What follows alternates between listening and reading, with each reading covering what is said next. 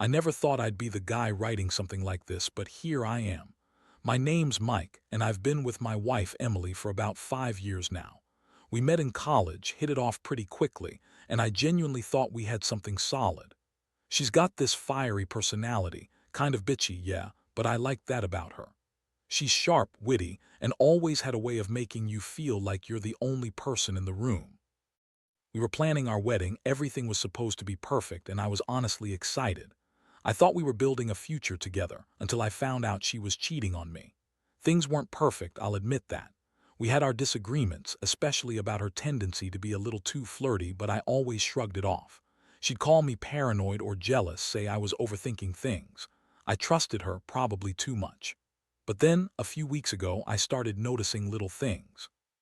She'd be on her phone more than usual, hiding her screen when I walked into the room. She'd come home late from work dinners more often, and her excuses started to feel thin. She'd brush it off, call me insecure, say I was imagining things, but I knew better, I just didn't want to admit it. The real bombshell dropped last Thursday.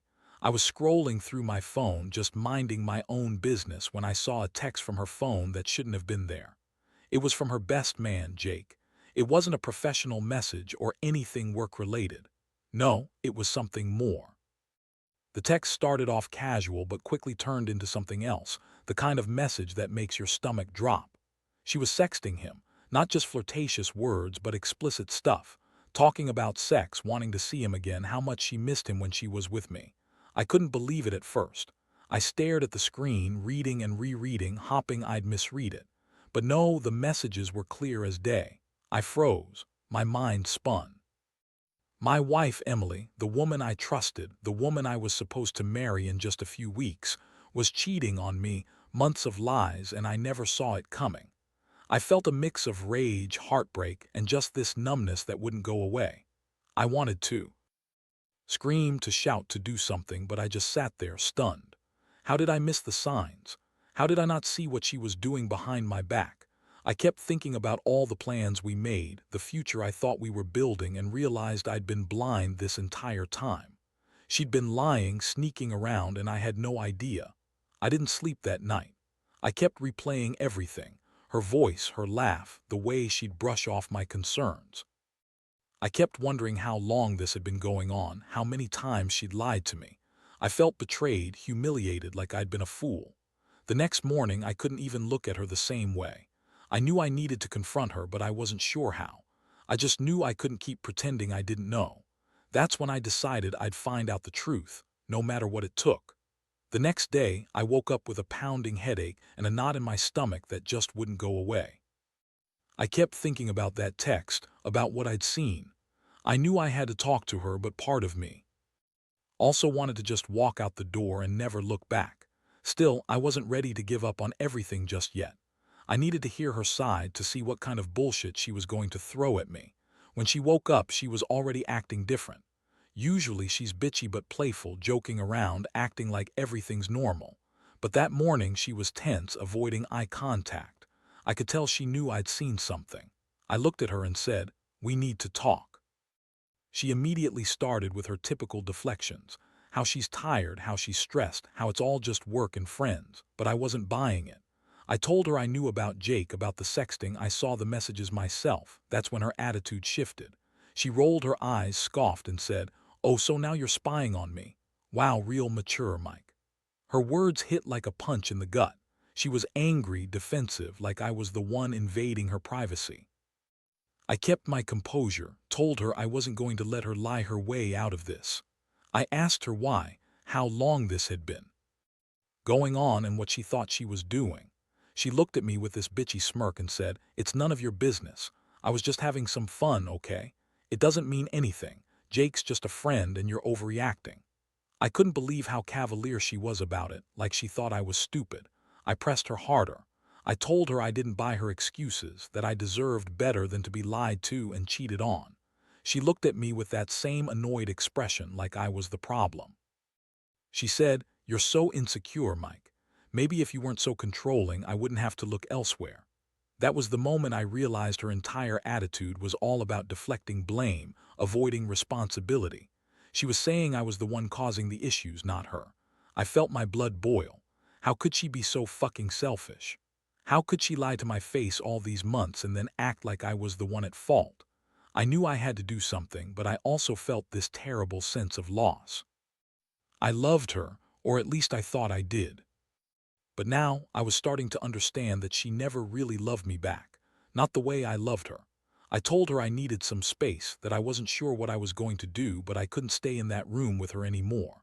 I left the house, my mind racing, trying to process what had just happened. I spent the day packing, calling friends for advice, but mostly just feeling numb. As the day went on, I kept going back to that message, that betrayal. It was like a knife twisting in my gut. I kept thinking about all the nights she'd come home late, all the excuses she'd give, and now I knew it was all bullshit. She'd been lying to my face, fucking around with Jake, sneaking behind my back, and I never saw it coming. That night I couldn't sleep again. All I could do was lie there with her voice echoing in my head, her lies, her fake crying, her bitchy smirk. It was like she was trying to make me doubt myself, make me feel guilty for catching her. But I knew I couldn't stay silent forever. I had to figure out what to do next. I knew deep down I couldn't keep pretending this hadn't happened. She had betrayed me in the worst way, and I was left with nothing but anger, confusion, and a sense that my entire life had just been turned upside down. The next few days were a blur of anger, sadness, and planning. I couldn't get her out of my head. Her sneaky texts, her bitchy smirk, the way she'd lied with such ease. I kept replaying the moments when I thought I knew her, when I thought we had something real, and then I remembered all her bullshit excuses. I started digging, trying to find out exactly how long this had been going on, how deep her lies went. I went through her phone, her emails, even her social media. It was brutal, but I had enough and I needed closure. That's when I found out she'd been seeing Jake for at least 3 months. 3 months of secret meetings, sneaking around behind my back, sending those disgusting texts. She told me she was working late or out with friends, but it was all a lie. She'd been with him, sex, probably more, I don't know. Honestly, I don't want to picture it, but I can't unsee what I saw. She'd been lying to my face for so long, pretending everything was fine, and I was the idiot who didn't notice. I decided I had to confront her again, but this time I planned it better. I wanted her to see I wasn't just some cuckolded fool. I wanted her to understand the damage she'd done. When she got home that afternoon, I was waiting in the living room, calm but furious. She walked in, saw me sitting there, and immediately tried the bitchy attitude again, like she thought she could just smooth her way out of it. "Oh, Mike, you're here. What's the point? Still mad, huh?" I looked her straight in the eyes and said, "I know everything, Emily. About the 3 months, about Jake. I saw the messages. You think you can lie your way out of this, but I'm done." Her face twisted into that familiar bitchy smirk, the one she always used when she was trying to manipulate someone. She said, "You're overreacting, Mike. It's just sex, it doesn't mean anything. I don't love him, I swear. I only did it because you were so controlling. I needed someone who would listen to me, who wouldn't try to own me." Her words hit me like a punch, but I kept my composure. I told her, "It's not about control, it's about respect. And you showed me you don't have any respect for me or what we had." She laughed, that bitchy laugh that made me want to punch her. "You're so insecure, always have been. I never loved Jake, just flirted because I was bored. You want to make this about me, but really you're the one who screwed up. Maybe if you weren't so insecure, I wouldn't have needed to find someone else." That's when I realized she was just trying to turn it around, make herself the victim, like she'd done nothing wrong. I saw right through her. I told her I was done. Done with her lies, her bullshit, her manipulations. I told her I deserved better than a wife who cheated with my best man for months, and that I was leaving. She begged, of course, said she was sorry, said it meant nothing, that she'd stop. But I didn't believe her, not anymore. When I told her I was serious about leaving, she got nasty, started screaming, calling me insecure, controlling, high maintenance. I just walked out of that house, my head pounding, feeling like I'd been hit by a truck. That night I stayed at a friend's place trying to clear my head. The pain was intense. Anger, heartbreak, a deep sense of betrayal. I'd never felt so humiliated. I kept thinking about how she'd lied to me for so long, how she'd pretend to be the perfect wife, all while sneaking around behind my back. I'd given her everything, the trust, the love, the future. and she'd thrown it all away for some meaningless sex with Jake. That realization tore me apart, but at the same time I knew I couldn't stay in that marriage. Not after that. Not after she showed her true colors.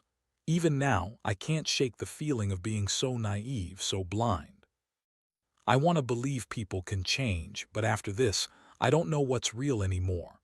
I've learned that some people, no matter how much you love them, just don't deserve it. I guess I'm still trying to figure out how I get from here to moving on, but one thing, for sure, I'm done being the fool. The days that followed were the hardest I've ever experienced. Every waking moment was filled with images of her, of Jake, of the lies she told me. It was like a storm inside my head that I couldn't calm down no matter how hard I tried. I kept asking myself over and over, how did I miss all the signs? How did I let her get away with so much? I thought I knew her, but now I realize I barely knew anything. The betrayal cut so deep, I felt like I was trying to breathe through a broken chest. I spent hours debating whether I should go back, try to work things out, or just cut ties for good. Every time I thought about her bitchy attitude, the way she'd throw blame and deny everything, I got more angry. I knew I couldn't trust her anymore. She lied to me for months, and I'd been too blind to see it. I delved into everything she'd hidden: texts, photos, social media. It was sickening, the level of deception. She'd been planning it all along, and I was just another fool she'd used. One afternoon, I got a message from one of her friends, Amanda, who seemed a little sympathetic. She said she'd known about Emily and Jake for a while but didn't want to get involved. I was furious that she'd kept quiet, that all her friends had stayed silent while my life was falling apart. But I also saw an opportunity.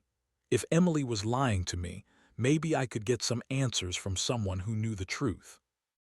I asked Amanda what she knew about Emily and Jake, and her response confirmed everything. They'd been caught sneaking around at a party months ago, and Emily had brushed it off like it was nothing. Hearing that only fueled my anger. I realized I wasn't just dealing with a cheating wife. I was dealing with someone manipulative and selfish, who would lie and cheat without remorse. I felt disgusted. How could she be so bitchy about everything? She always put on that fake smile, acting like she was the victim, when all along she was the one screwing around. It made me furious to think she'd been lying to me, pretending to care, all while hiding this secret affair. That night I decided. I had to do something drastic. I couldn't just sit around waiting for her to come home and pretend everything was fine. I wanted her to feel the pain, the same way I did. I decided to get revenge in a way that would send her a message, something that would make her regret ever messing with me. The plan wasn't complicated, but it was cold. I was going to expose her affair, publicly if I had to, and make sure she knew I wasn't going to be taken for a ride. I started by contacting Jake, first under a false name. I wanted to see what he'd say, if he was still willing to lie or if he'd come clean. Surprisingly, he responded quickly. He was cocky at first, acting like he didn't care, saying Emily was just some girl he'd been having fun with and that I didn't deserve to know. But I played it cool. I told him I knew everything, about the sex, the lies, the sneaking around. I told him I was done with her, and if he cared about his reputation, he'd back off. Within an hour, I had all the evidence I needed, screenshots of their messages, photos she'd sent him, even plans they'd made to meet up again. I knew I had to be careful with how I used this. I wanted her to see that I was serious, that I wouldn't be some pushover who got played. I was going to make her regret every lie, every secret, every moment she thought she could get away with cheating on me. I wanted to hit her where it hurt most. The next few days were about gathering my strength. I watched her reactions, saw her bitchy attitude intensify, but I didn't say a word. I wanted her to think I was still clueless enough to fall for her bullshit. But I knew better now. I knew her game, and I was ready to hit back. The betrayal had opened my eyes, and I realized I'd been a fool for so long. But now I was done. Done with her lies, her manipulations, her attitude. This was just the beginning of my revenge, and I was going to make sure she never forgot it. The day I finally decided to confront her with everything I'd uncovered felt like the day I was going to drown or find some kind of salvation. I'd spent the last few nights meticulously planning what I was going to say, how I was going to hit her with the truth in the most brutal way possible. I wanted her to feel all the pain she'd put me through, to see her squirm because she'd been so arrogant, so bitchy about everything. She thought she was untouchable, that she could walk all over me and get away with it. Well, not anymore. That evening I came home early, way earlier than usual, acting like everything was fine. I wanted her to think I was still on her side, still clueless. When she walked in, she was her usual bitchy self, short, dismissive, acting like she owned the place. I kept my composure, but inside I was boiling. I told her I needed to talk, that I knew everything about her affair with Jake. Her eyes widened for a split second, then she threw that fake, bitchy smirk, asking me, "Oh, so now you're spying on me? Wow, Mike, you really are insecure." I didn't let her get away with it. I pulled out my phone, showed her the screenshots, the texts, the photos. Her face went pale, then flushed with anger. She tried to deny it at first, saying it was just some stupid flirtation, that she didn't mean anything by it. I cut her off. I told her I'd seen everything, that I had proof of the sex, the lies, the sneaking around. Her attitude shifted. She started crying, acting helpless, saying she was sorry, that she never meant to hurt me. But her tears felt fake, hollow. I knew her game. I told her I was done, that I couldn't stay with someone who betrayed me so completely. I said I was leaving, that I wanted her gone by the weekend. She screamed, called me paranoid, insecure, controlling. That bitchy attitude of hers only got worse. She told me I was overreacting, that I was the one who caused all this because I was so insecure and jealous. She tried to twist it all around, playing the victim, trying to make me doubt myself. But I didn't fall for it. I looked her dead in the eyes and told her I knew the truth and I'd never forget it. That night she threw a fit, shouting, crying, throwing things around the house. Her bitchiness was on full display, like she thought she could guilt-trip me into staying, but I'd made up my mind. I packed a bag and left her standing there, furious and alone. The feelings were all over the place: anger, heartbreak, a deep sense of humiliation. How in the hell did I go from planning a wedding to this mess? How did I not see what was right in front of me? In the days that followed, I kept thinking about how I was going to move forward. I knew I couldn't stay. I started talking to a lawyer, figuring out what my options were for divorce. I also decided to make her pay publicly if I had to. I wanted her to see what kind of damage she'd done to us, to me. I contacted a few friends who knew her best, told them everything, asked if they could help me expose her to the circle she so carefully thought she controlled. I wasn't about to let her get away with it all, not without consequences. But even with everything laid out, I couldn't help feeling that hollow ache inside. I'd loved her, or at least I thought I did. And now I was left with this bitter taste, knowing she'd betrayed me, lied to my face, and then acted like I was the problem. That bitchy attitude of hers, her constant manipulations, they all made me realize I'd been a fool to trust her. I guess you only see the truth when it's staring right in your face, and mine was bloody obvious now. I just wish I'd seen it sooner. The worst part of all this is how empty I feel now. I kept replaying everything.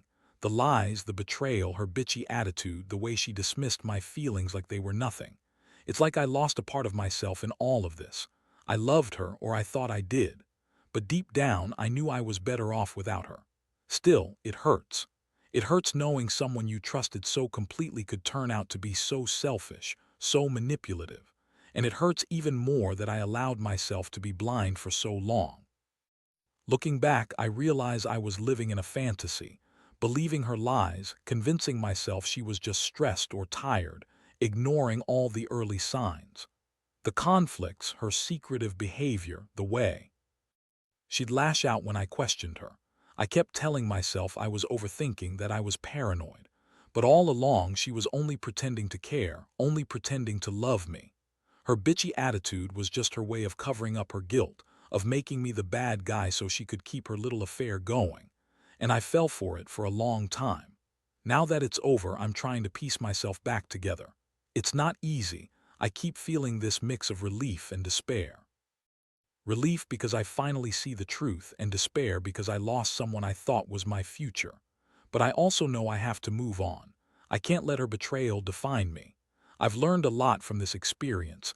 Mainly that trust is fragile and some people will do anything to hide their lies.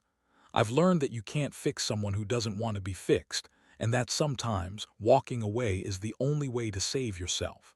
So, yeah, I'm starting over. It's going to take time, but I refuse to stay stuck in this mess. I'll rebuild my life, find someone who isn't a manipulative bitch, and learn to trust again. Maybe someday I'll look back at this and see it as a painful but necessary lesson. Until then, I'll keep moving forward stronger and wiser for having gone through it all. What I want to say to anyone reading this: don't ignore the signs. Don't let yourself be the fool who stays quiet while someone you love throws you under the bus. Because, in the end, betrayal cuts deep, but you have the power to choose how to heal. And trust me, there's life after this, even if it doesn't feel like it right now. Just don't let anyone treat you like you're nothing. You deserve better, always.